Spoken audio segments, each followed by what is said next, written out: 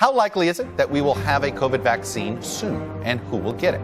Coming up, my interview with Bill Gates and his work to get a vaccine available and distributed to people no matter their income all over the world.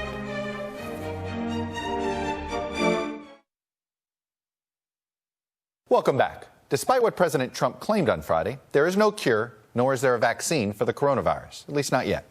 But when a vaccine becomes available, Bill Gates will be ready. The Gates Foundation has committed some $350 million to support the global response to COVID-19. Much of that money is being spent to purchase and distribute a vaccine to low and middle income countries around the world. And Bill Gates joins me now from Seattle. Mr. Gates, welcome to Meet the Press. Thank you.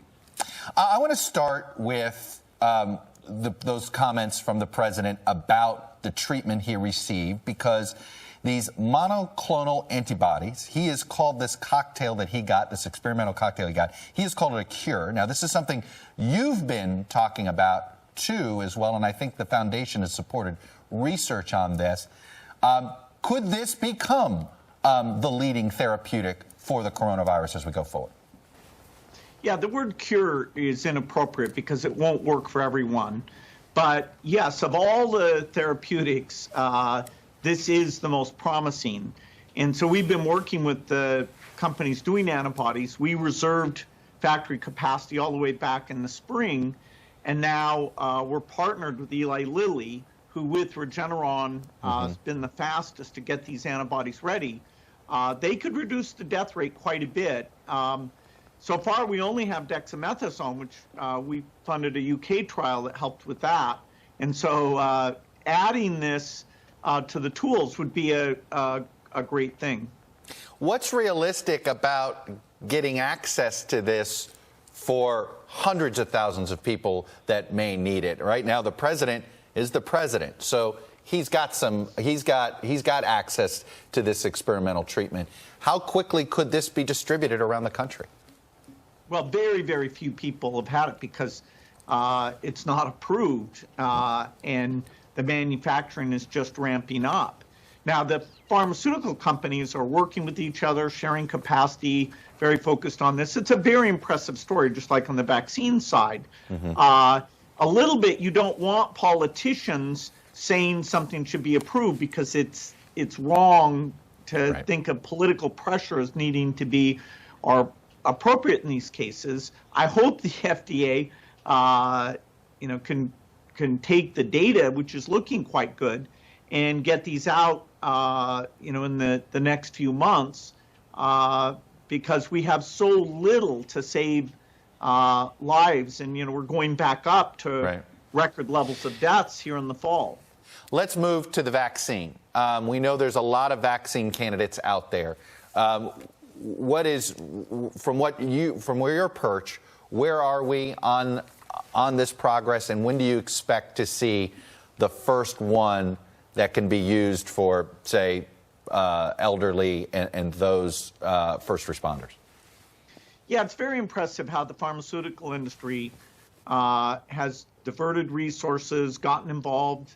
The U.S. government, this is one category we've actually done a decent job, has funded the research here. And so I think it's likely by early next year that several of these vaccines will get that emergency use authorization.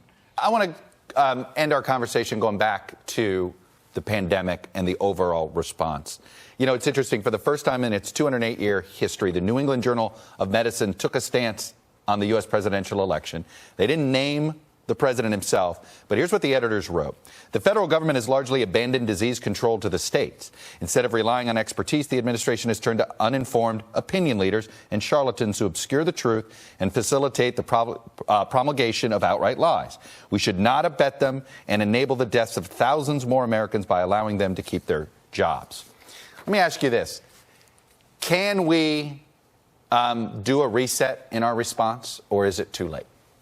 Well, there are lots of additional deaths coming if we don't get our act together. The fact that the testing results don't come back within 24 hours, we reimburse for these worthless things. We are running the worst testing system in terms of who gets access to it of any country. And so, yes, that's not that hard to fix. You do have to admit that you haven't done a good job and make some straightforward changes. In that case, just the way the reimbursement is done is crazy. Mm-hmm. So there is an ability in terms of leadership that helps with the right behaviors to protect people. We can still do a lot better. Other than funding research, we fall very low in terms of how the quality of our response, which is the opposite of what you would have expected. Right. And so there'll be a lot of work in the postmortem. Why didn't we pay attention to the warnings? Why did we destaff the positions that would have worked in these areas? But just trying to assess blame is not what the focus should be now. The focus should be now is get the diagnostics right.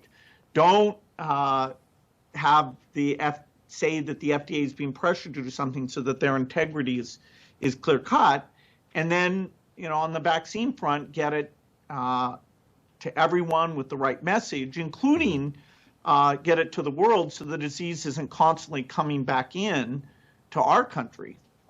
I guess the question do you fear that the mask debate, basically it's been lost? I mean, the state of Florida, the governor there is telling the NFL teams, go ahead and fill your stadiums to capacity.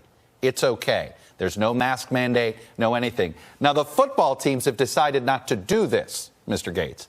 But this is the rules there. If this is where we are, does it basically mean that the vaccine is our only hope of getting back to normal?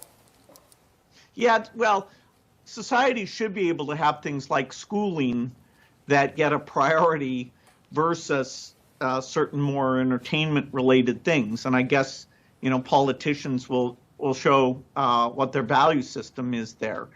The only way we'll get completely back to normal is by having maybe not the first generation of vaccines, but eventually a vaccine that is super effective and that a lot of the people take, and that we get the disease eliminated on a global basis. That is where we can finally start taking all the problems that have been created in education, mental health, and start to build back in a positive way.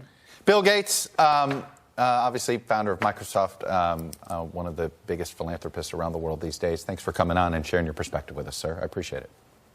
Great to talk to you.